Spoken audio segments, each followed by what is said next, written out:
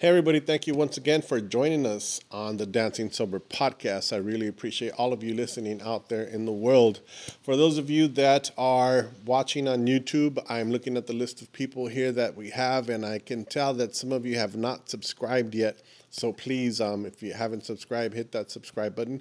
Doesn't cost anything to do that, and it helps out the channel a lot. We are really close to 1,000 subscribers, and I really want to reach that threshold.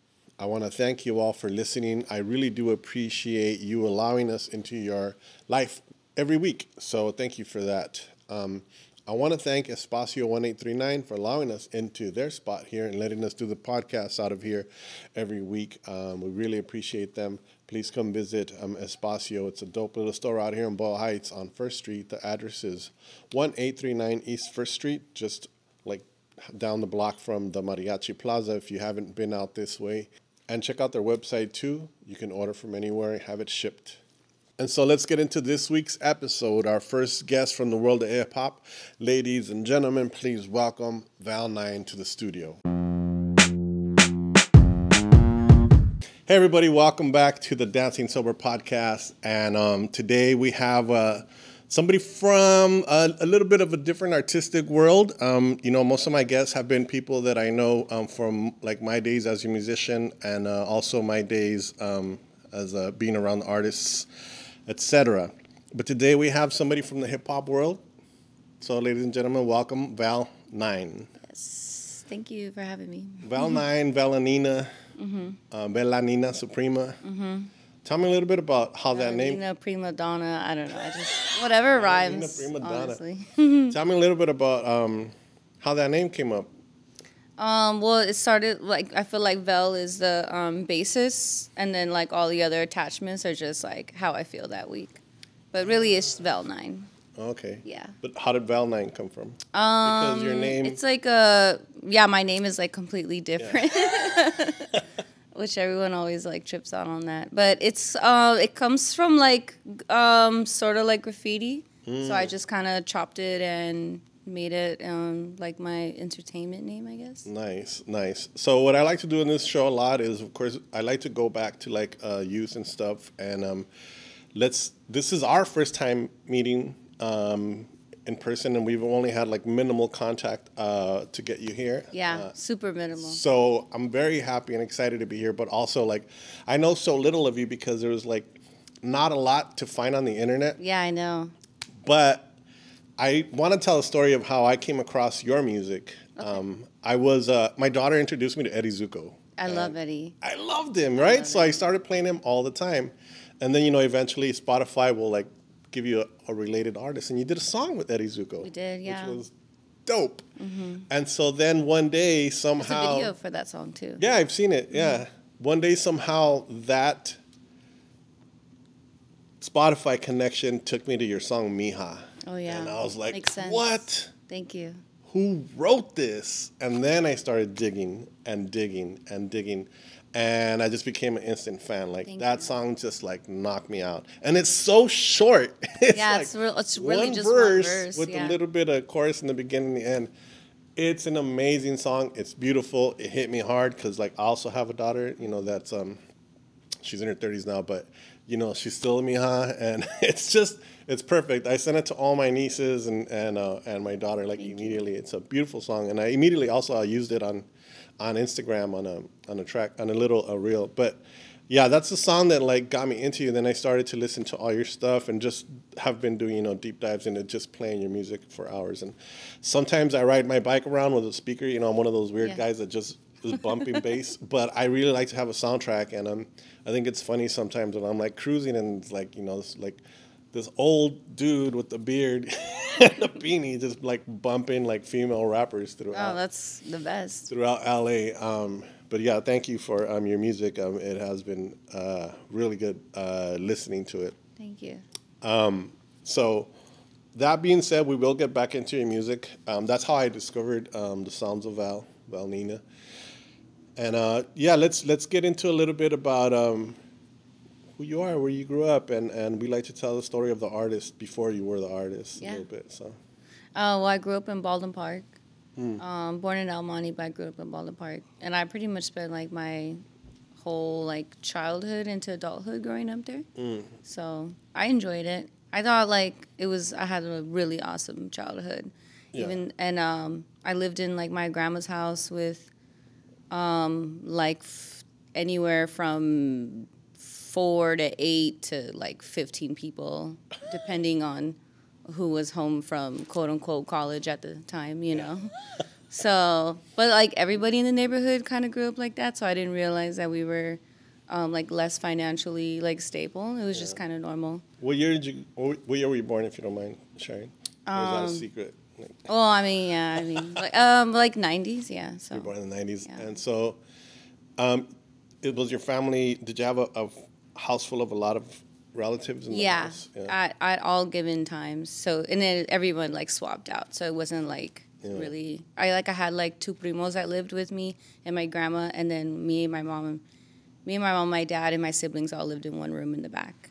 What area of Baldwin Park? Northside Baldwin Park. So it was by like right Arrow next. Highway. Yeah, actually, right behind Arrow Highway. Like I lived up there in the 90s for a little bit. yeah, on yeah. Arrow Highway in Maine.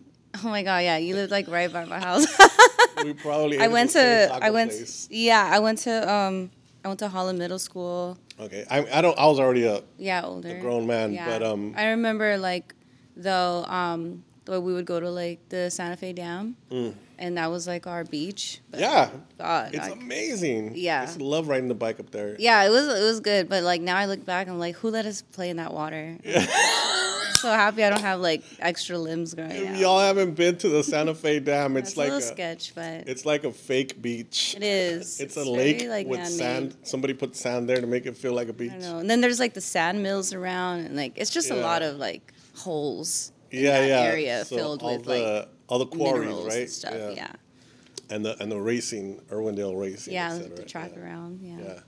No, I did spend like about a year there, not a long time living there, and I really liked Baldwin Park. Yeah. I really liked like the people that lived there, and it felt like home.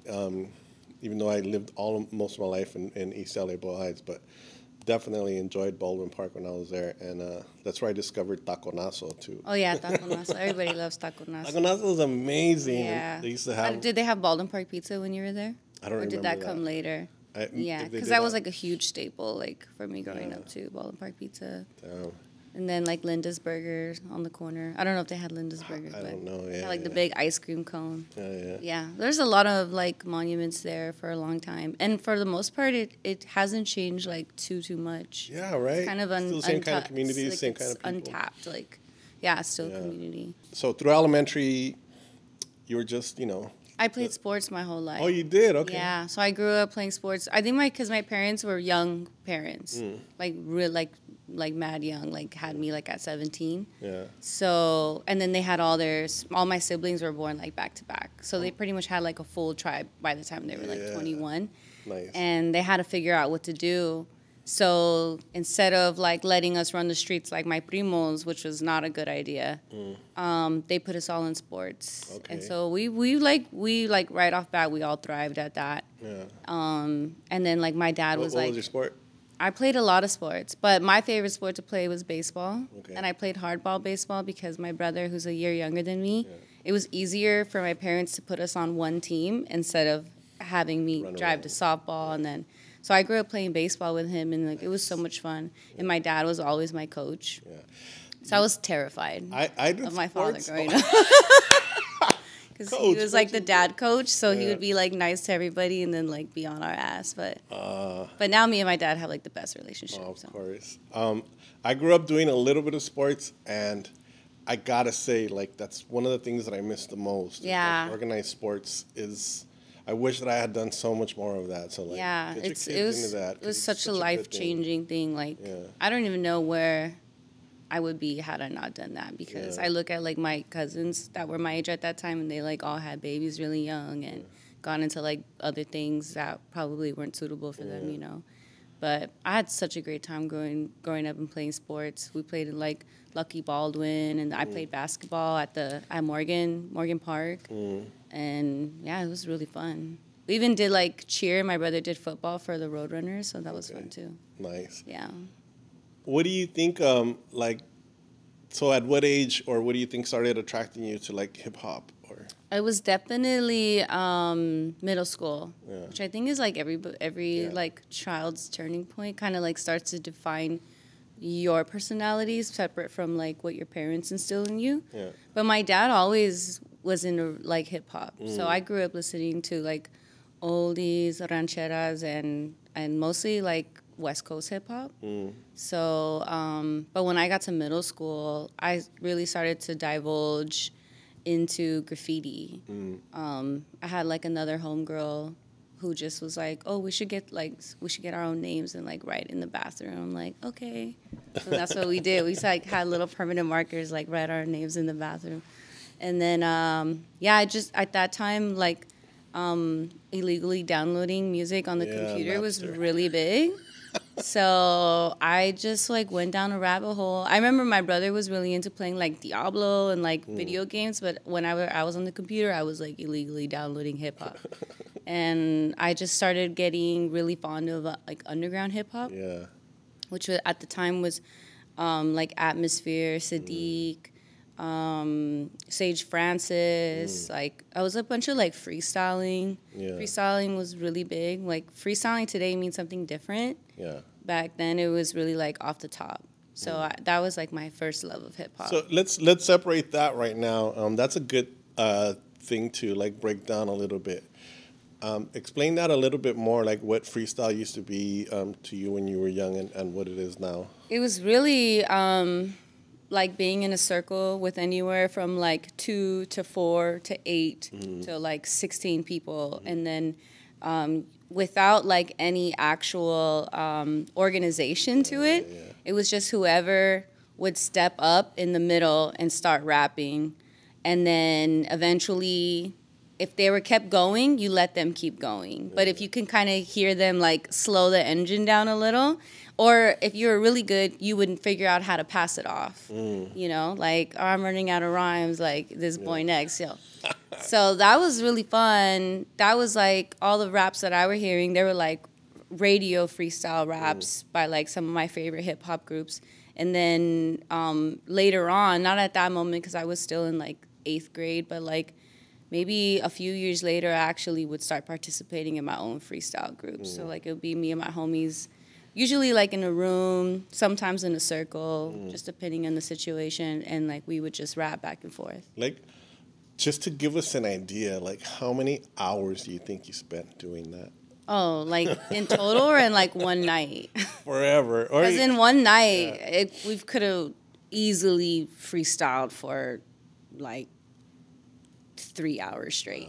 Oh, just because we were like young. Once the beat starts, you can't. It was just, it was like really nostalgic. Yeah. It was really like, it was genuine, you know? So, and then I was with my friends, like people I consider like my like homies, so it was easy, you know? There was like no pressure. I wasn't on a stage or in front of strangers. So it was like just mad easy to like freestyle all night. And it was fun, and it was really graffiti related. So in turn, we were also like doing that, you know? The elements of hip hop.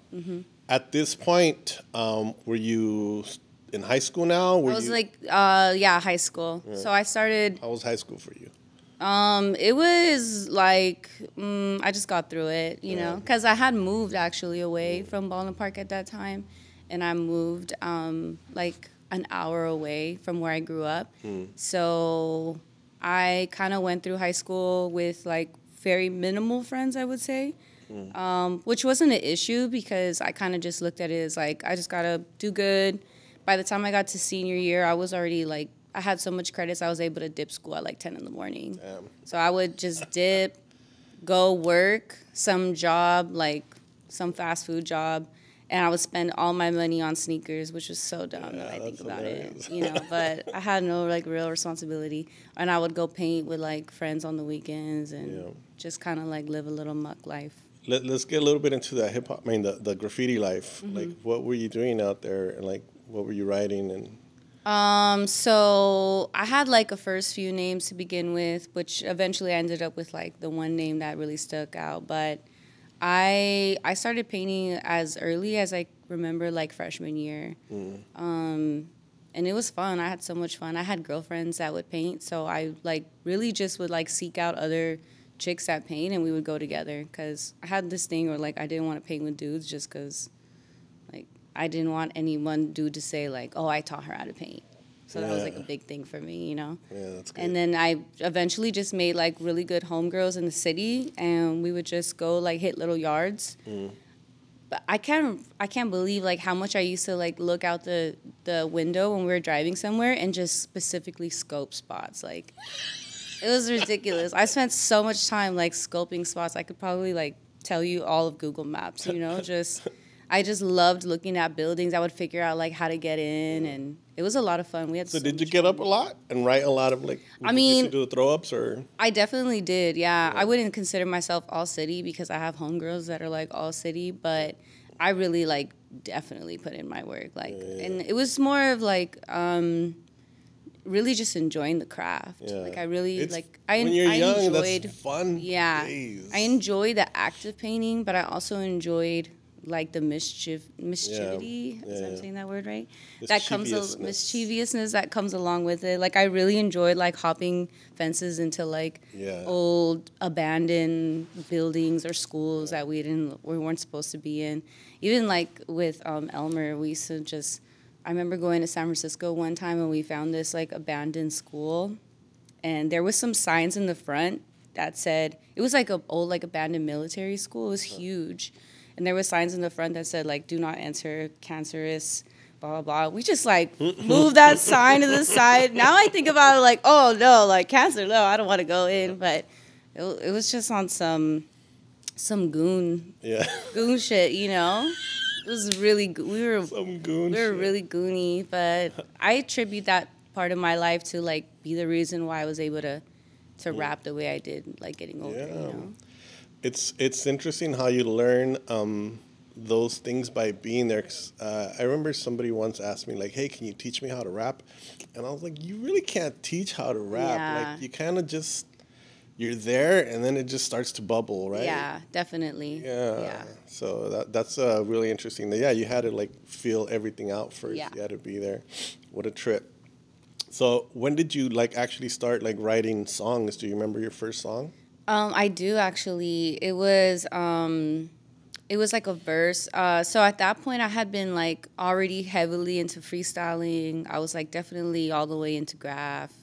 And then I had one homie who at the time he went by like I think he went by MC Mega, but he was the only one of our friend groups. Because he was in my graffiti crew, but he was in one of the only one in our friend group that was actually like attempting to write music instead of freestyling off the top. And he would pull me to the side and tell me like, "Yo, you're exponentially better than like everyone else, so you should actually try to rap, like write raps." But I like would give him such a hard time, like, "Nah, like, this shit's whack. Like, if it's not off the top, it's not for me, you know." I was a little like hard head, but eventually, true to the craft of freestyle. Yeah, but sometimes like don't let that like shit box you in, you know. Like if you could get better at something, like get better at it. Don't like just because somebody says it's whack, it's not whack if you're progressing, you know. Yeah. So eventually, I used to take the bus, the Silver Streak actually, a lot from like Baldwin Park to downtown, and.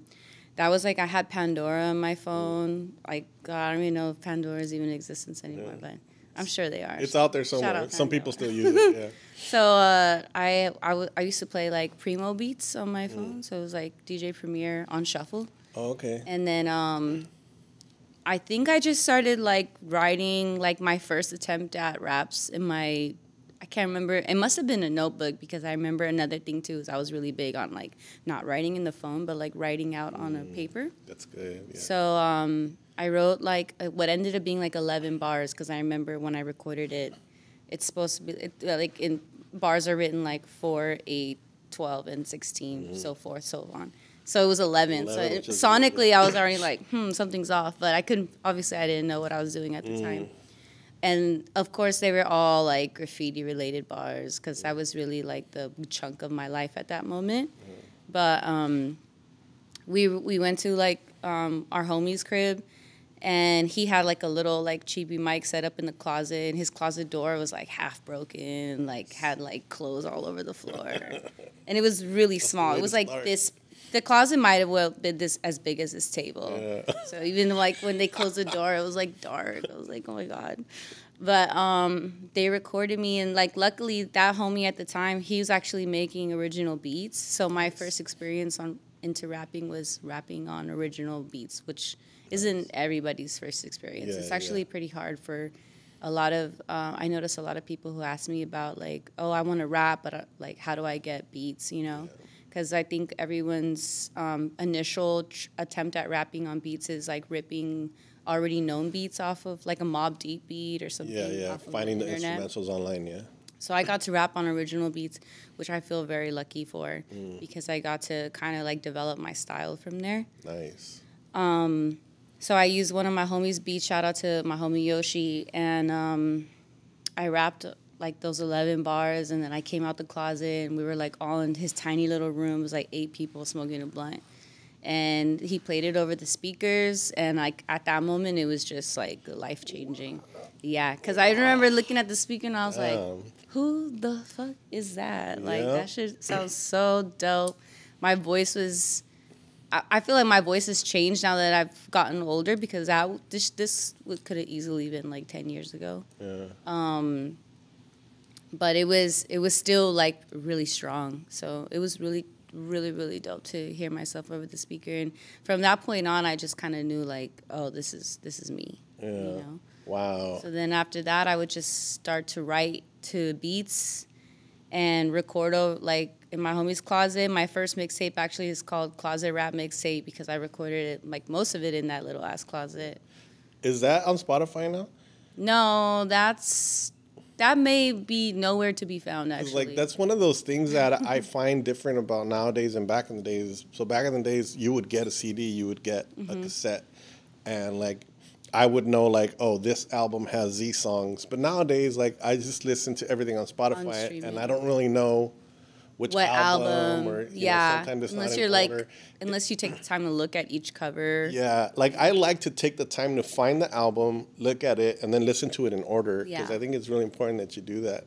That's like a lost thing now that like physical. Yeah, I mean, I love streaming because it's so simple. It's so you can get everybody's catalog, but then then again, like not everybody's catalog is all the way up. Like I don't think my first mixtape is on. Yeah. Shoot, I don't even know where it's at, actually. I don't even have it. So if you have it, like, send it to me. Upload it somewhere. Yeah. Oh, what a trip.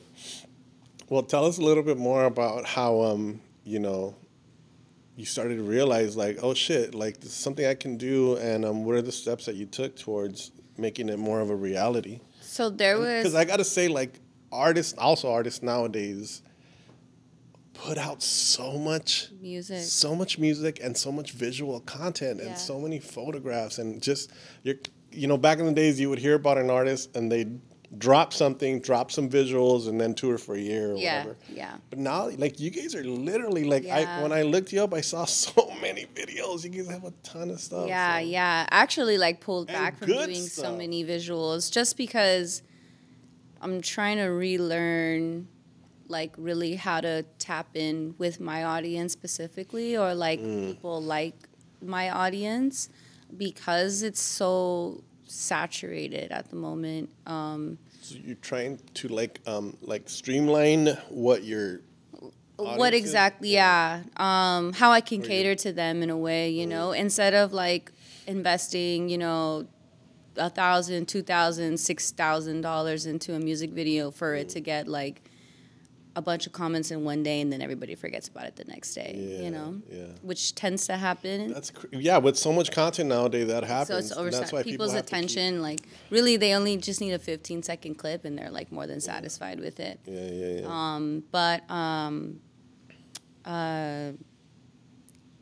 Sorry, what was the question? No, well, we go back to I digressed, but go back to like how it was that you started to develop your career and be like, okay, this is gonna be a career, and I'm not just fucking around anymore. Yeah, well, I kind of I got really lucky off the bat. I always kind of like consider my career a fluke in a way, just because it was like right timing, right moment.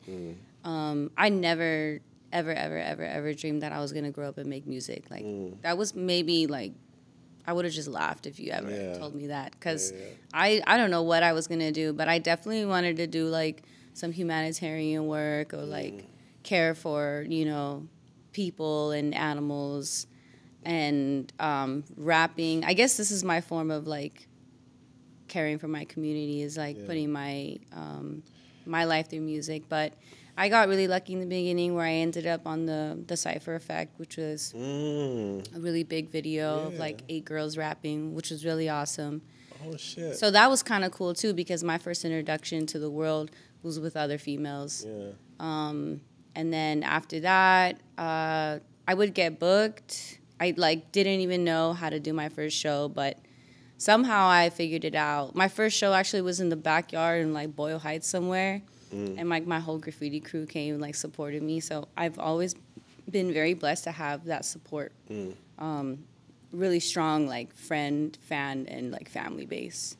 And then, but I kind of really didn't take it too serious just yet. I was still working a regular job. And then I got the opportunity to join Warped Tour. Oh shit! Yeah, so I did Warped Tour with with the traveling like hip hop stage. And we would like just. What years? This was in 2014. Wow. Yeah, so at that moment, I started to kind of like step back from working so much, because I was able to make money off of like touring, selling merch, and I followed the Warped Tour. Dude, you went from like just doing like a little backyard show to... Just one to the Warped Tour? No, I did like maybe a few. I mean, I'm trying to remember those early years. I think I spent a lot of my time also just like creating music. Yeah. Because the Cypher Effect video that first came out was in 2012. I didn't release my debut album until 2014. So I spent that time making what I consider one of my best albums. And... I released that, and then once that dropped, it was like another like turn of the world for me. Where then, now at that point, everybody had seen my Cypher Effect and had became a fan of the verse that I dropped. But once I dropped the album, it was like, oh shit, like this is serious. Like it was really nice to have all the recognition from that album. One of my favorite hip hop albums is Below the Heavens, and then once I dropped my album, Blue in Exile. Oh, gotta look that up. Yeah, really great hip hop album. That was like my like introduction into adulthood. And then when I dropped my album, a lot of people were like, "Yo, this is your Below the Heavens." So like that was a little tear. That was really awesome. It just showed like the genuinity of like the music, you know. Well, God, there's something about you that like it comes through now as I listen to you talk about like your life and like the things that you want to do, which is like care about things. And all of your music or all of your lyrics have this like very supportive vibe without being like too like heavy on the portate bien, you know. It's like it's so genuinely like uplifting, and I mean it all like the vibe comes straight through, and like I mean all rappers have braggadociousness, but you're not doing it just for the sake of brag. Like your shit always has something like really like I try to like beneath it, definitely like keep the substance in it. And I grew up reading a lot. Like reading was my favorite thing to do actually. So I contribute that to why I'm able to like speak and like convey dialect into my music and hold substance in it. So I always, you know, of course I'm like you know, I'm an MC, like I've never had that like, oh, I'm gonna battle you though, you know? Because I just didn't see the competition in it. I saw it more as like honestly, I use it as a therapeutical tool. So when people tell me like, oh, your song like got me through so much, I'm like, okay, I'm glad because it got me through it, Like I had to, there's like some songs that I wrote that talk about like one of my homies passing away, and like I had to write that song in order to grieve, and people use that song to grieve for like their passings. There's something that you said too that reminds me of that in one of your songs. You said like something like everything comes from the heart. You're not just throwing shit at the wall, like seeing Yeah. what sticks. Yeah, no. It's like shit really is coming from somewhere when you're rhyming, and yeah, it has that. And sometimes I like try to tune out the music just to hear the words and the lyrics and just hear the spoken word in it, and it's amazing. So Thank you. Yeah. yeah, it's really good stuff. I also feel like because of the era of music that I grew up in, I was able to still hold on to that core of hip hop. Yeah, Because I think that if you were maybe born like late 90s, early 2000s. a little bit after me, or even like 10 years after me, Yeah. the message changed a lot. Yeah, You know? that's a trip. Yeah. That's definitely a big part of it. You mentioned about the Cypher Effect and the women that you were on there with. Who are the other women right now that are like that you work with? I know that you did a song with Reverie and a song with Gavlin, yeah. I also did one with Blimey, but she goes by Blimes now. She was also in the Cypher Effect. I probably saw that Yeah. video. I'm sure I came I'm sure you across did. it. It's like 8 girls. The video's black and white. It's shot at night. Yeah. You can't tell, but it's at Lafayette Park, like on some rooftop. It's really dope. Foxy also was in that video. So like prior to me showing up to that video, I actually had no idea who any of them were. But they had already done music together for like I think maybe 5 years up to that point. So they were all really well acquainted, and I was kind of just the newbie. Yeah. like nobody knew who I was, you know. But it didn't stop them from showing me love, Yeah, and that's good, yeah. they like definitely reached out after that. But really, I was a huge fan of Foxy. Like when I heard her rap, she goes by Foxy One. She was like a little bit older than me, but I heard her rap and I knew like, oh yeah, like That's the homie. I just felt like I was where I was supposed to be, you know. And then she actually reached out to me after the video and was like, hey, I know how it is recording here. Like, I know how guys could be if you go to the studio with them and they might have different intentions. She was like, but I have a mic in my house.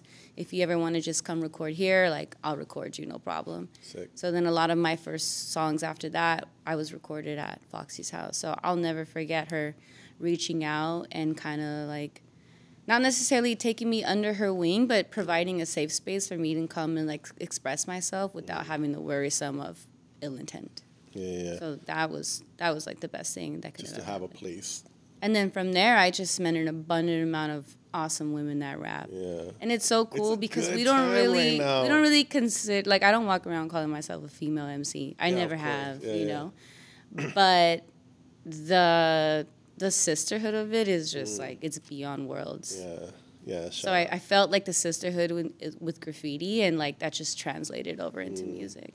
And now there's amazing women, like my homegirl Zay, she sings. My homegirl Kiddo, Daisy Lynn is another really dope rapper from LA. I have like friends in New York that rap. I'm actually doing a show in New York next week with my homegirl China Streets, who's like a really dope rapper. And there's also like a lot of women who are producing now, which is also kind of like something newer to the scene because there wasn't a lot of women that produced. I don't even know if I knew of like really any. I can't name one. Yeah. So I know a couple girls out in New York. This girl named Sovereign, this girl named Vada that produce. This other girl named Brown Jules. They're all in New York actually. Yeah. So I took my career and started like flourishing out in the East Coast just because it always kind of made sense. That was gonna be one of my topics to bring up, is that like you have stuff with Eddie Zuko. He's from like down in like Central Valley or whatever. No, not Central Valley. San Diego. Yeah, Imperial Valley. Imperial Valley. He's down from the Imperial Valley, and then you have stuff in New York, and so you have done a lot of Stuff like, with people in Texas. yeah, stuff. So you have stuff that's like all across the U.S. and I actually had the opportunity to make music in Spain also, and like in Madrid. did you get a lisp when you're out there? I like Barcelona. Barcelona. Nah, but for real, like, yeah, like your ability to like just move across different like hoods and like drop with different people is also like dope. And Yeah. how did that kind of start happening? How did the connections happen? And Well, after Warped Tour, it really only took maybe like a couple more years before the job that I was at. I had been there for a while. They had watched me grow from like barely rapping to becoming, you know, like a little, like they used to call me like a little hood star. And they even actually encouraged me. I mean, they knew I was financially okay, and they actually like, you should just like quit working and just go like full blown. So to have that support too, I was like, okay. Everyone has confidence in me, so like, where am I gonna have like the confidence? And I just took a dive. I was lucky enough to still be with my parents at that moment, so I was able to save some money and then also just invest all my money back into my career. So shout out to my mom and dad for holding me down at that time. Sick. And I quit my job, and I like bought my first car. Shout out to me for buying my first car. What does Snoop say? I went with my dad, and they were like, I want to thank myself. I went with my dad. He didn't co-sign, but I was just like, yo, just come with me because I don't want these fools to like run game on me. Yeah. And they thought he was like paying for it. I'm like, no, I got it. I got this. So after that, I released my like second and third album, and they all received like all my albums. I've been so lucky that they received like a lot of love. I've never had anybody really say like, oh, this is horrible, you know. But then I toured actually from 2015 to 2019. I got to travel a lot of the world. I got to travel with my boyfriend Elmer, and then also with like my homegirls, like my homegirl sister Irie, and we would go to these like countries, and we would always link up with locals there. And it was like it was really my homegirl sister Irie.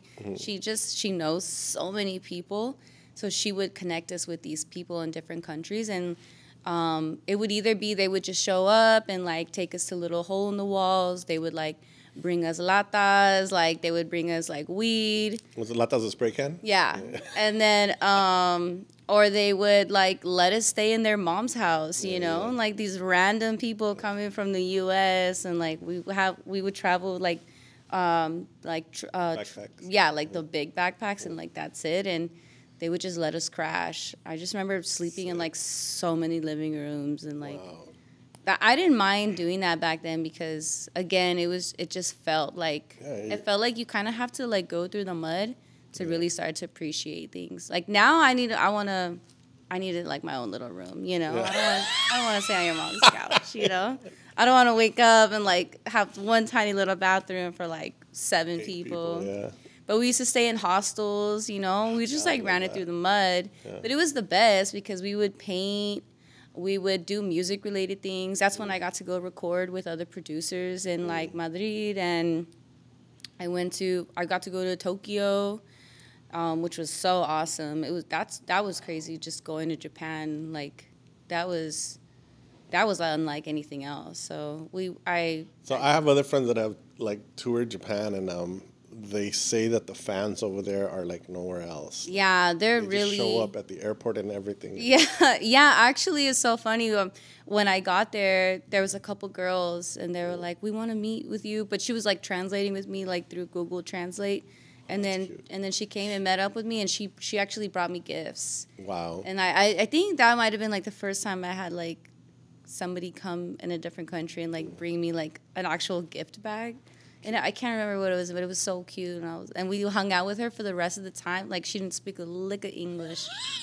But she had the best time, and it was so much fun being with her and her homegirls. And that was a lot of fun. So I got to go to, we went to, let me remember. We went to Paris,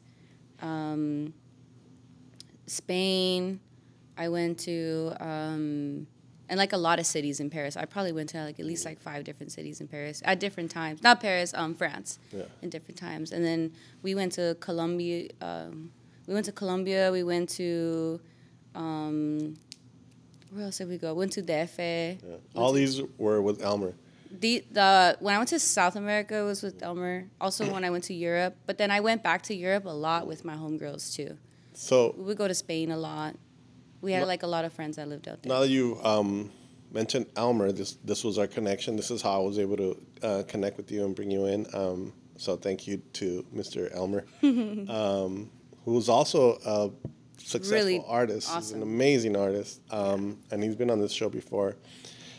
And as I was listening to your music, I heard a song called Fine Art. Oh, yeah. And I was like, this is Elmer's song. There's a lot of songs about him, but that one is definitely... was dope. I was like, that's really If you dope. Heard the song Frutas, that's also about Elmer. Yeah, so me and Elmer took a trip to Cuba.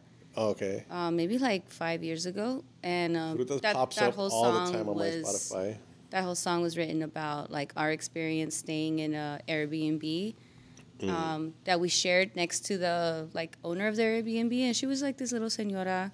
And in the morning, you would like pay her like $5. I can't remember how to say the Cuban money form, but she would bring us breakfast, and it was like a lot of it was cut up fruit. We would like eat fruit on the balcony and like drink our little cafecitos, and like she would bring like little eggs and like piece of ham. Nice. And toast. Nice. It was good. We had so much fun there. How is that, like, two artists, in different artistries? Yeah. I think that's the reason why we've been together for so long. Yeah. Because you get started young, right? Yeah. When you're writing. We both started dating, like, actually before our careers even actually formulated. Yeah. So we grew up formulating our careers. So... It was awesome because I think when you understand another artist, you kind of, when you're so infatuated with your art, it allows you to understand why you're separated and why you're together, because I think had he just been off like focusing so much on art and going to school, and I was just going to like my job at McDonald's and coming home and like being mad why he's not home, I brought you a Happy Meal. Y no estás. But so we both got to grow up like formulating our careers, and then also we were very blessed to be successful at them. Yeah. And but I think because I'm not saying like if I was a painter and he was a painter we wouldn't get along, but I also think it contributes to us our arts being similar but separated. That there was about the same things. Yeah, there was no there was never any form of competition between us. There was no like comparing each other. Obviously he's a magnificent artist, and but yeah, I really think it's just understanding the time apart that makes you appreciate the time that you're together.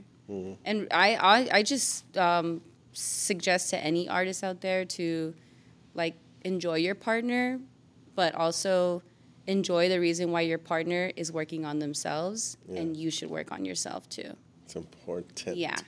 So I want to get a little bit into like the business of hip hop nowadays, and because I was an MC back when we used to use the words MC like at the end of your name, back then. But I never really got deep into the business of hip hop, and it's such a it's a foreign thing to me right now. So I just want to like ask a little bit about like what does it take these days to like continue to put things out, sell things, merch, tours, setting things up. Because like when I see you here, I just imagine like Vel NIne just by herself with her bag, like let's go. But I don't know, you probably have a team. I absolutely have a team of people to help me because like making music is I wouldn't say it's the easiest because emotionally it is tough, but making music is the most natural part of being a musician. Got it. Running a business is very hard, especially in a world that changes every 30 seconds. Wow.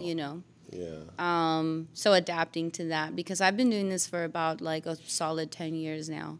So what I did, you know, in the first 2 years was different to what I had to do in the first 5 years is different to what I have to do now, will be different for what I have to do like next year. Yeah. So it's constantly changing, but that's kind of like the fun part too, is like evolving. So I never like want to just stay stuck or like, oh no, I don't want to do that. That's lame or whatever. Like, why not just, you know, like find a way to make it you still. Yeah. Because I don't think I do anything that considers me like selling out, you know? I feel like I've been pretty like true to form. Yeah. Although I've also grown as like an individual, a musician, an adult, and a woman, you know, which like all like plays into itself.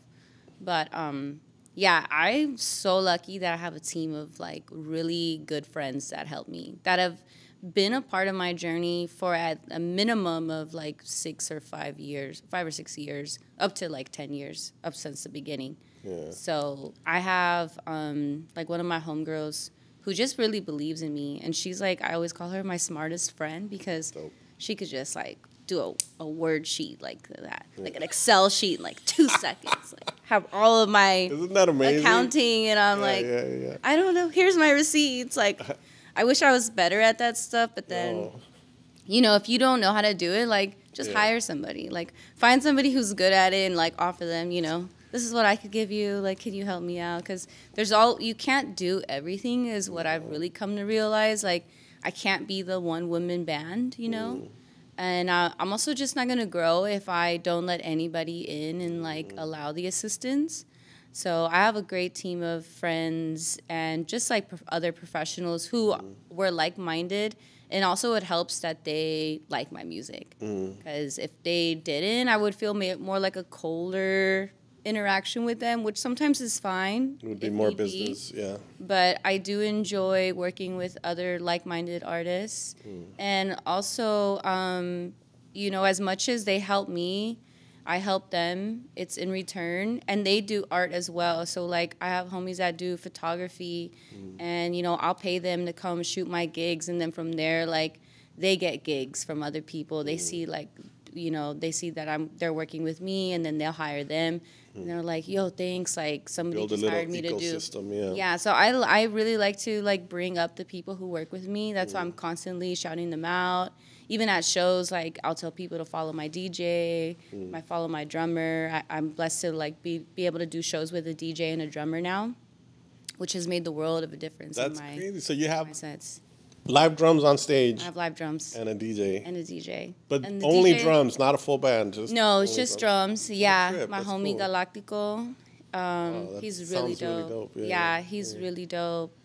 He's from South Central. And then my homegirl DJ Essa, she spins turntables, turntablism at its finest. She's really like about the element as well.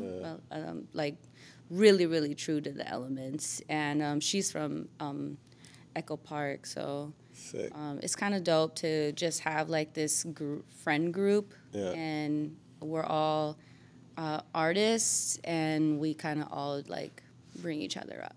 I think that's like the biggest thing, is I don't want to be selfish with my opportunities. I want to really basically bring up anybody who I can and who I think is dope, because you know, I'll always remember like Foxy provided me a space to come and feel comfortable and work on my art, so I try to do that with like my other little homegirls, or basically anyone I believe in. Do you publish your own music? Do you own the publishing and all that? I have a publishing. I currently distribute my music with a distribution label, but you know, all that is also like changing. Yeah. So I'm still figuring that out. There's always things changing. There's always like worlds moving, and some companies dying and other companies innovating the idea they had, but making it make more sense for the artist. Because I think with streaming, it's taken away a lot of like opportunity for artists to make money on physicals, and now a lot of the money is going to these like, you know, huge monster streaming companies. Which, I mean, if you stream my music a lot, you're really just paying Spotify more, you know, instead of me. But so send donations. So send donations. I'm all. But I understand the streaming game, which is why I play it. Well, it's the game right now. It's the game. But, you know, there's other ways for me to make money. Really, a lot of, like, my income does come from merch. Yeah. So the merch does well. I've been so lucky to always do good at selling merch. Yeah. It doesn't always happen for everybody. Again, though, I have, like, one homie that kind of grew up with me that's been just graphic designing for me ever since I started. And that's when he started. So our, like, ideas were simpler. It stays consistent. But now he's, like, making these, like, crazy designs for me, and they work, you know? So shout out to my homie Nacho, not cheesy. He's dope. Yeah,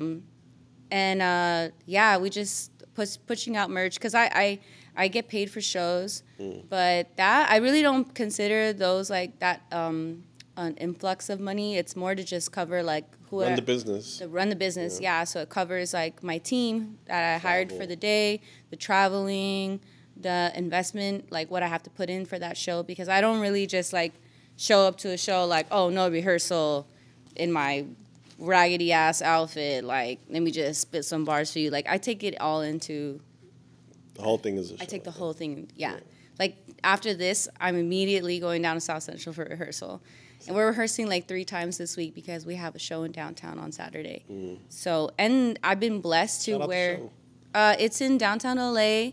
It's at Backyard Boogie, actually. So it's a huge tattoo convention. Okay. And it's a 2-day event, and I'm performing on Saturday from 7 to 8, and then I'm opening up for G Perico, who's another rapper from South Central. He's really dope. I'm a big fan of G Perico. I got to get a list of, like, the artists to find right now, because I just randomly find people. I don't really have a list of, like, these young people that are popping up, because it's so many. But, so... And I think now I've come to a point in my career, as far as, like, especially performing, where when people book me, they book me for the experience. So I'm not getting booked for, like, well, not normally. I'm not really doing, like, 20-minute sets, you know?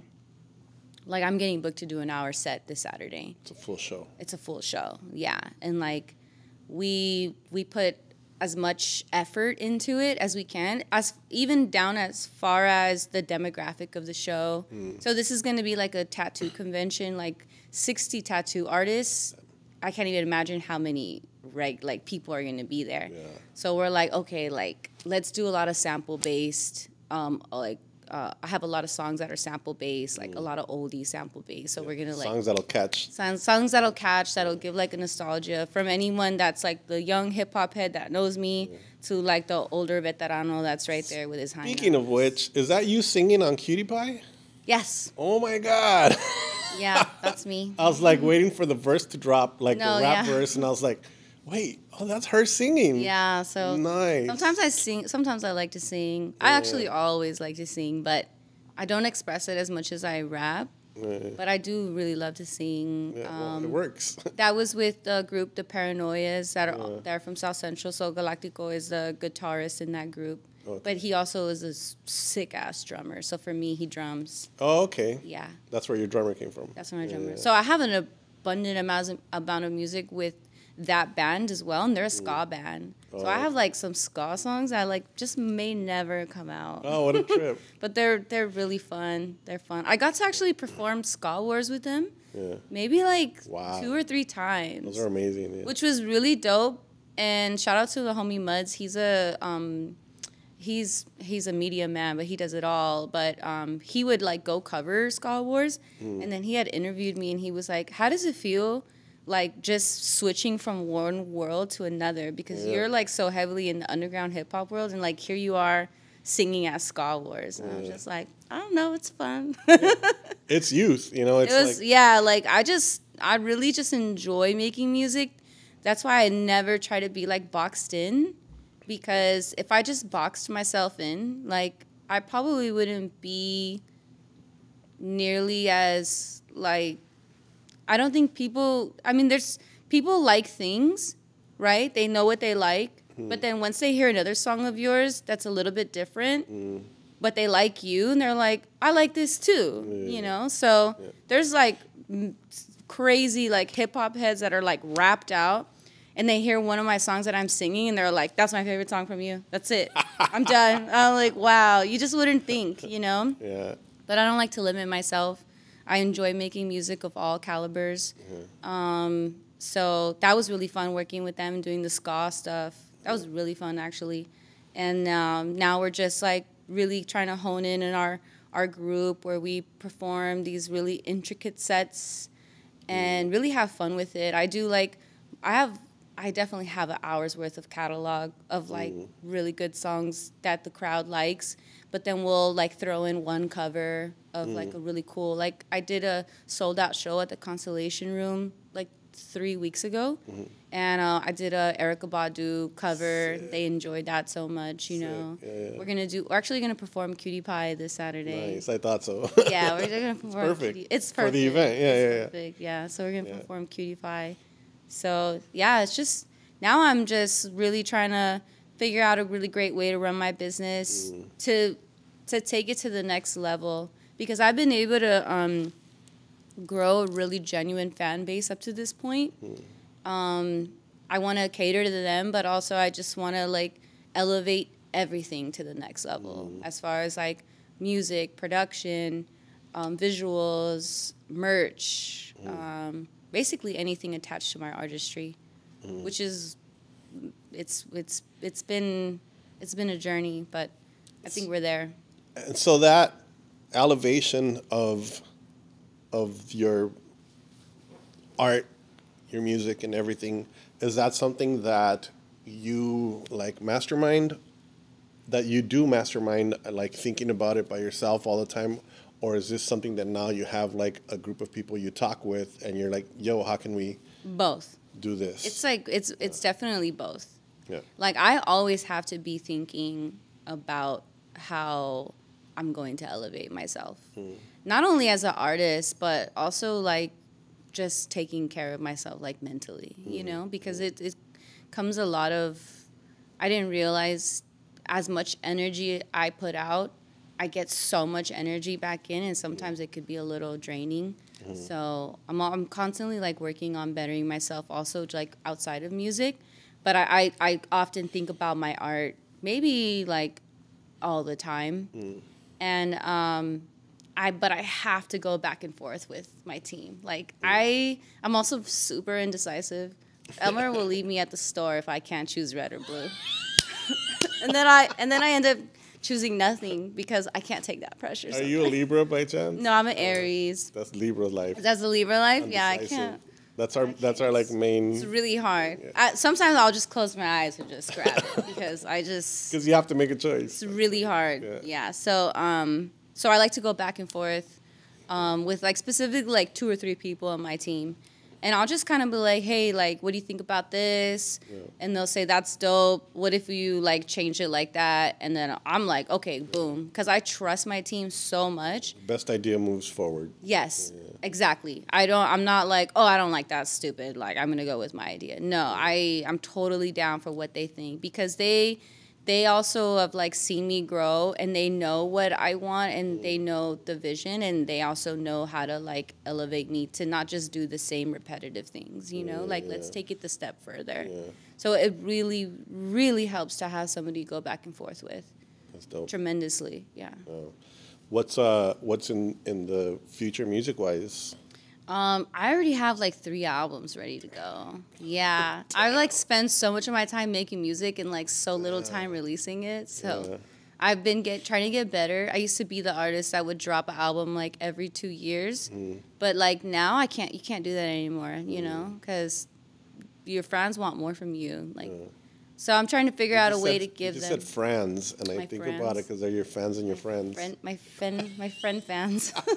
Your friends. So yeah, you got to release more often, huh? You got to release, yeah. I'm not saying like, oh, just record an album every 2 weeks and drop it, because it's the genuinity is probably not going to be there. You also have to live, you have to grow, and experience time, right? to be able to make good music. So I write music in the moment, and then like, you know, a couple months later I'll write more music and record it, and then before I know it I've accumulated an album already. But I'll continue to like still make music. So one of my goals is to make sure that I'm consistently in the studio, because I don't want to step away from why I even do this, you know. The business is cool, visuals is cool, interviews are cool, you know. I don't really like Instagram that much, but I gotta be on it, you know. But making music is still my favorite part and like the most natural part. I mean, it's the part. It's the part. It's the reason. It's the reason. Why everything else. And then there's like a whole thing around that you need to still circulate in order to continue to make music. Yeah. So. Wow, what a great just experience to be able to have all of that, you know, to be able to like continue to make music, continue to like tour, continue to like put things on, continue to share with fans. Yeah, super exciting. I'm lucky. Is there, we're winding down, so I have to ask you, is there anything that we haven't talked about that you would like to bring up? Anybody you want to shout out or anything else? I feel like I shouted out most of everybody. If I didn't, you know I love you deep down inside. Again, like just the abundant amount of women that are making music in LA and New York and everywhere in between. I would say to anybody who doesn't normally listen to female rap, because you will be surprised, like the amount of dudes that come up to me and they're like, yo, I've never listened to any female rapper and I never will except for you. And I'm just like, where do you see the... Is that supposed to be a compliment or? I gotta say that for me, like my top 5 includes Lauryn Hill. Yeah. Because her albums, fuck, her rhymes were ridiculous. Yeah. Actually, her MTV Unplugged, it was probably the reason why I like to sing to this day. It's amazing. Yeah. And it still holds up if you like play that and I understand there is a new movement of like pop female rap that's really seductive and not necessarily my taste, but there's a lot of it that's very genuine and very hip hop core, you know. Definitely. Yeah, I don't particularly agree with the over sexualization, but I feel like they're not really doing anything different that all these dudes haven't been rapping around about for like the longest time. So I'm still like, cool girl, get your money, you know, whatever. But there is a lot of women that rap that are still core based. You find I mean yourself, like you find a way to but it's still like, you know, you don't have to. I don't even know what I'm trying to say here. Oh, God, it's just that there's so much of that, and you have to like, all right, there's so much of that, and you have to like sift through some of it sometimes. But like there is within even those like some really good stuff, and you know, it's not just all that. Yeah. Sometimes the sexualization is just like an eye catcher, you know. It's just like. Even like KRS One said, like his first album, he put a gun on the cover because he knew like he would get gangsters to listen to it, even though he wasn't gangster, and he called it Criminal Minded, even though he wasn't criminal. But he said that's the way I had to get their attention. Sometimes I see that a lot, specifically in music. It wasn't like Three Naked Ladies. They did the same thing, right? The band. Where, like, I heard that they only named it Three Naked Ladies so that people would, like, go to the show because they thought there would be, like, three naked ladies. But it was just, like, a group of dudes. And I see that. One of my favorite current, she might be, like, #1, like, pop rap right now. Her name is Doja Cat. Oh, yeah. She's actually from the Valley. Doja Cat, yeah. And I think she might have been making music, like, maybe a few years to 5 years before me. But I would consider us around the same era because that was kind of like when we were putting our music on SoundCloud. And that's how I found her. I just found her randomly on SoundCloud. And I fell in love with her music. And I didn't even know what she looked like. Had no idea. I think there might have been one picture of her, but like it was from the back, so you couldn't even really see. And I loved her music so much. And I never would have thought she would have blown up just because of how good it was. And like that's kind of the fucked up correlation is like as you could be so amazing, but you could just be under a rock forever unless you like kind of do things to, I don't want to say sell out, but like put yourself out there. And actually the only real reason I think she blew up was from her like parody video of her dressing up as a cow. And the song is, I'm not a fan of the song. I love that song I'm as not a a fan comedy of the bit. song. It's a As comedy. bit, It's a comedy bit like, moo, okay. Yeah. But like when people fucking are like, funny. she blew up for that song, I'm like, yo, this girl has like Yeah, she has 30, shit. 40 songs that like I'll cry to and that are just so amazing. And it's the comedy parody bit of her with like, you know, her milk duds and everything. It's just that's what she needed to do to get people to get listen. there. Yeah. But then what I really enjoy about her is she still made fucking awesome music. Yeah. On. Like I really enjoy everything she does, even though it's poppy. Like I'll play it, no problem. Dope. Yeah, it's a lot really of good dope. shit in there, and then her flow is beautiful. Yeah. So now like bringing all this up, like and being like, you know, on the precipice of like some dope big shit. Yeah. You know, I mean, what do you think you have to do to like navigate like the evils of the industry? You know, like how do you stay like clean and I think protect yourself? Number one, I have to like take care of myself from within. 'Cause I think if I'm like, which I'm constantly working on. Like, it's not like oh, I did this and now I'm like good forever. Like it really is like something you have to work on every day. You know, specifically like mentally, and like sometimes I get really down a lot, and I do things to take me back out of that, you know. And like I work on my mental health, I work on my physical health. I like to work out a lot, and I think that comes from me growing up playing sports. But I love anything that has to do with me getting my body going. I have to do it at least once a day. So I highly suggest working on yourself mentally, keeping the diet right, really not indulging in like drugs and alcohol. As much as I used to like to do that when I was younger, I don't want to do that anymore. Like I'm, you know, at a certain point in my life where I couldn't indulge, and so I don't want to fall into bad patterns. I care so much about my career and just like my life outside of my art that I want to really focus on taking care of myself and my mental health so I can continue to make the right decisions moving forward and always be present and conscious of all the decisions I make and not allowing other people to make me feel smaller than I am. Because in physical form, I'm small, although I could still fuck you up. But mentally and like, and with my heart, I feel very big, and I try to remember it because I'm still like shy and like maybe a little too humble sometimes. So when I walk into a room with bigger people, I try to tell myself like, but you are too, you know. So like hold on to that and like hold your ground and like just move forward with that integrity. I think one of the most important things that you said is like that it's a constant. It's not like you're done and like, oh, I'm happy and it's over. Like it's something that you have to constantly work at every day. It's not something that finishes. It's not something that you achieve. Yeah. You get there, but you still have to work at being there, and then it goes away, and then you got to keep working at it. So knowing that doesn't make you feel so bad when it goes away, because you know that you can come back to it again. Yeah. So. It's a big, big thing. I gotta say that this has been like what I expected.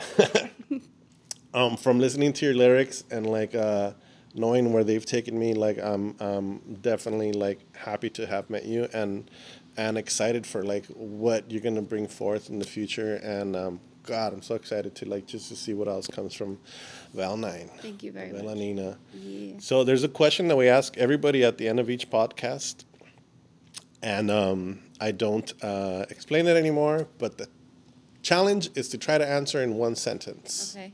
So Vel NIne, how do you do it? I don't, like, gosh, it makes me want to cry. Oh. Because it's still really hard.